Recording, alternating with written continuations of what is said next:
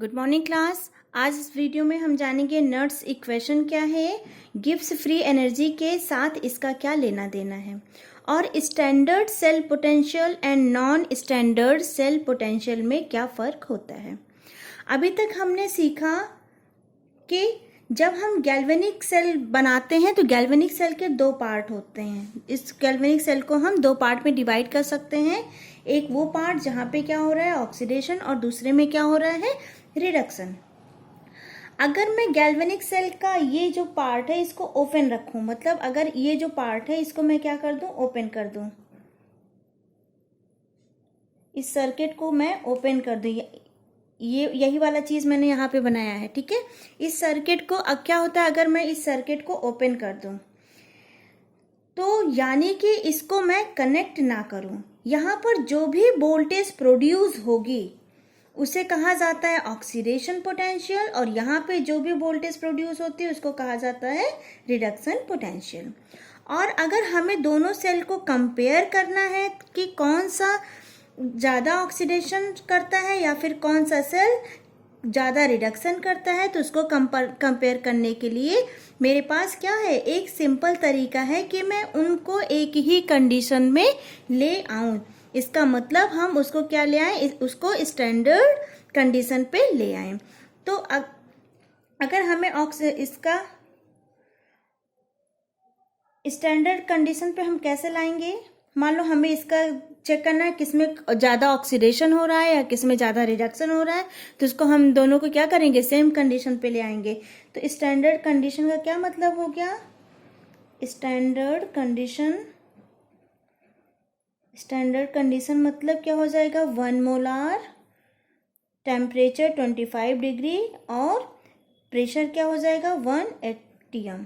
Okay, इसको हम क्या लिख सकते हैं, ई नॉट ऑफ ऑक्स, अगर हमें ऑक्सीडेशन फाइंड आउट करना है, और अगर हमें रिडक्शन फाइंड आउट करना है तो ई नॉट ऑफ रेड या रिडॉक्स हम इसको लिख सकते हैं। हमने सीखा था कि अगर हमें नॉट ऑफ सेल निकालना है तो फॉर्मूला क्या था, फॉर्मूला हमारा क्या था, E naught of cell is equal to क्या हो जाएगा, E naught of cathode minus E naught of anode. ये हमने फॉर्मूला निकाला था। Okay, in term of reduction potential, किसके टर्म में, in term of reduction potential. मान लो कोई सेल नॉन स्टैंडर्ड कंडीशन में है और मुझे उसका ईएमएफ निकालना है, तो मैं कैसे निकालूं, उसको निकालने के लिए पहले हम थर्मोडायनेमिक्स में जाते हैं। सबसे पहली चीज, अगर यहाँ से इलेक्ट्रॉन निकल के ट्रेवल करके यहाँ जाता है तो मतलब यहाँ इलेक्ट्रॉन ने वर्क डन किया।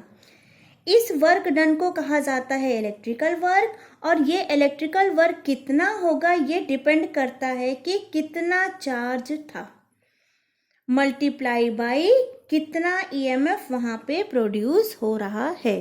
तो इलेक्ट्रिकल वर्क कैसे निकाल सकते हैं हम, इलेक्ट्रिकल वर्क हो जाएगा, electrical work is equal to charge multiply by E of cell, इसको हम क्या बोल सकते हैं, ईएमएफ।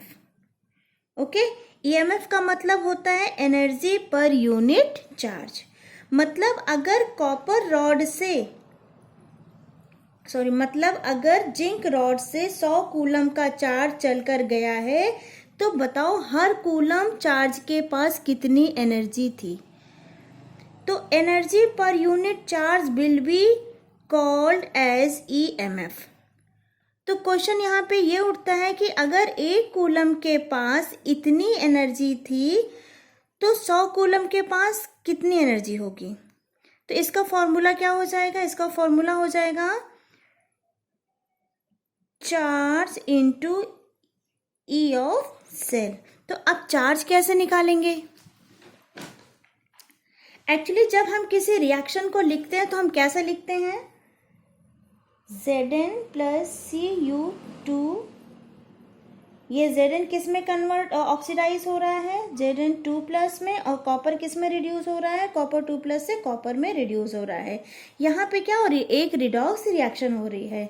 इसमें जिंक के 2 इलेक्ट्रॉन यहाँ ट्रांसफर हो रहे हैं 2 इलेक्ट्रॉन, यहाँ पे मतलब जिंक अपना 2 इलेक्ट्रॉन लूज करके यहाँ पे ऑक्सीडेशन शो कर रहा है, और ये जो जिंक का 2 इलेक्ट्रॉन है उसको कौन ले रहा है, उसको कॉपर ले रहा है।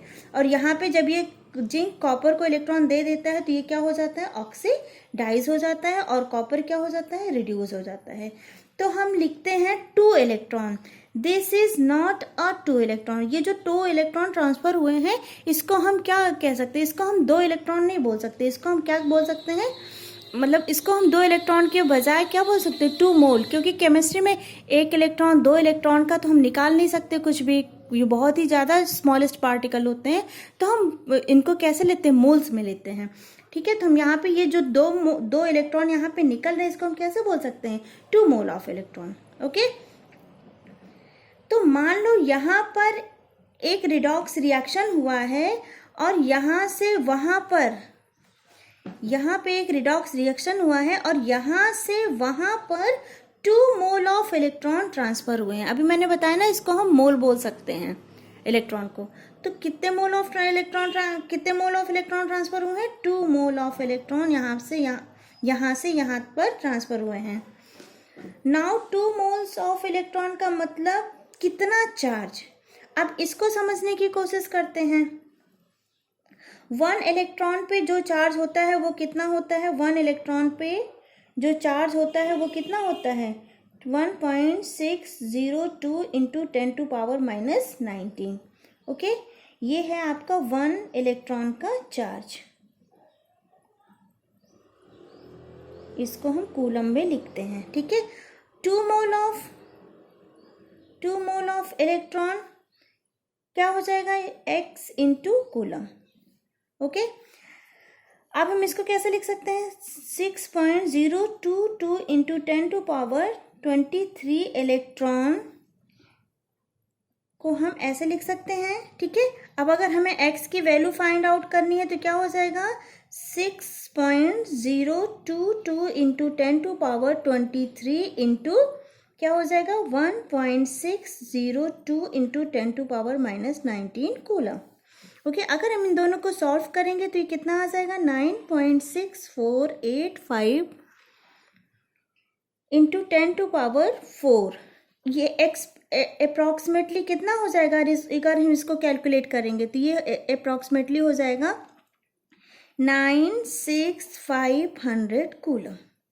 ओके, इसको हम क्या बोल सकते हैं, इसको हम फैराडे भी बोल सकते हैं। मतलब जब 1 मोल ऑफ इलेक्ट्रॉन ट्रांसफर होता है तो इतना कूलम जनरेट होता है।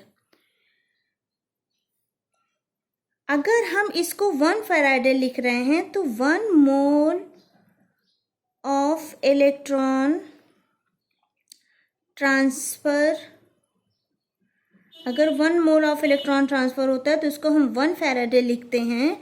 अगर 2 मोल ऑफ इलेक्ट्रॉन ट्रांसफर होगा तो उसको हम क्या लिखेंगे, 2 फैराडे। अगर n mole of electron transfer हो रहा है तो इसको हम क्या लिखेंगे, n Faraday. This is n into F is called as charge. इसी को हम क्या बोल सकते हैं, चार्ज। ओके, तो अब हम इलेक्ट्रिकल वर्क डन का फॉर्मूला लिख सकते हैं। कैसे लिख सकते हैं इलेक्ट्रिकल वर्क डन का फॉर्मूला, वर्क डन, यही चार्ज ही तो हम निकाल रहे थे ना, work done is equal to क्या हो जाएगा, charge into E of cell. Charge हमने क्या निकाला है, n into F into E of cell. Okay, अगर हमें स्टैंडर्ड कंडीशन पे लेना है, फॉर स्टैंडर्ड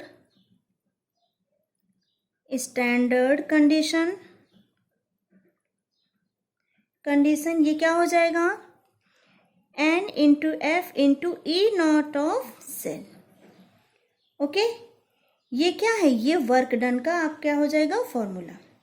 नेक्स्ट स्टेप में अगर इलेक्ट्रॉन अपने आप जिंक से कॉपर की तरफ गया है तो थर्मोडायनेमिक्स क्या कहता है कि अगर कोई चीज़ अपने आप हो रही, स्पॉन्टेनियस प्रोसेस में है, तो उसकी जो गिब्स एनर्जी है उसमें चेंज आएगा। गिब्स फ्री एनर्जी क्या होनी चाहिए, नेगेटिव होनी चाहिए। स्पॉन्टेनियस प्रोसेस के लिए जो डेल्टा जी है वो क्या हो जाएगा, नेगेटिव, वर्क डन के लिए। ओके, अब हम इसको ऐसे लिख सकते हैं,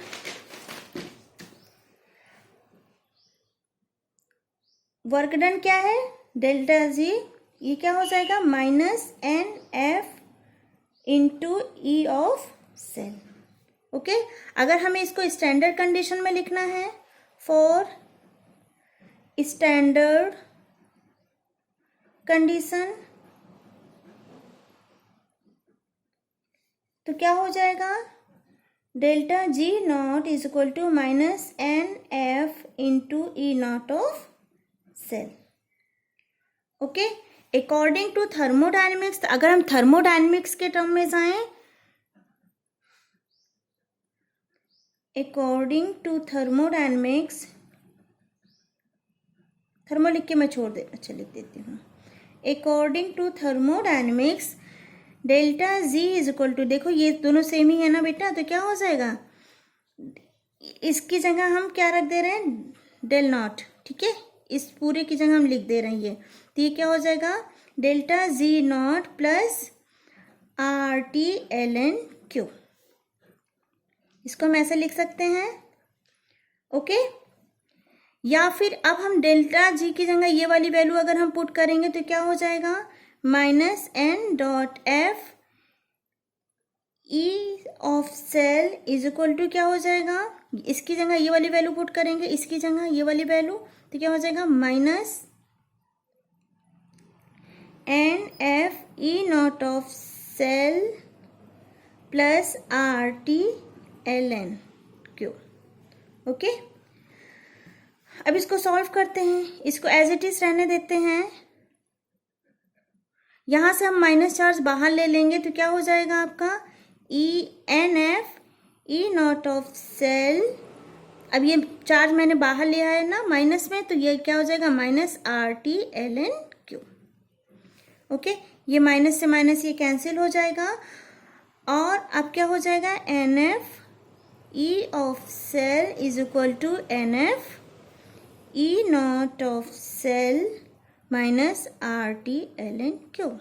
ओके, अब दोनों तरफ हम क्या कर देंगे, एन एफ से दोनों साइड में क्या कर देंगे, डिवाइड कर देंगे, तो जब हम दोनों तरफ एन एफ से डिवाइड करेंगे तो हमें क्या मिलेगा, E of cell is equal to E naught of cell minus R T L N Q upon N F.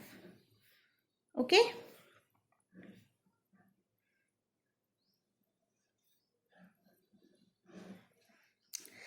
इस फॉर्मूले को अगर हम थोड़ा सा और मॉडिफाई करें, और एल एन की वैल्यू क्या होती है, माइनस 2.303 आर टी लॉग 10, ठीक, तो इसको हम कैसे लिख सकते हैं, E cell is equal to E naught of cell minus R की जगह ये वैल्यू, एल एन की जगह ये वैल्यू पुट कर देंगे तो क्या हो जाएगा, 2.303 R T upon N F log to the base 10 Q. Okay, ये होता है आपका नर्स्ड इक्वेशन। Thank you.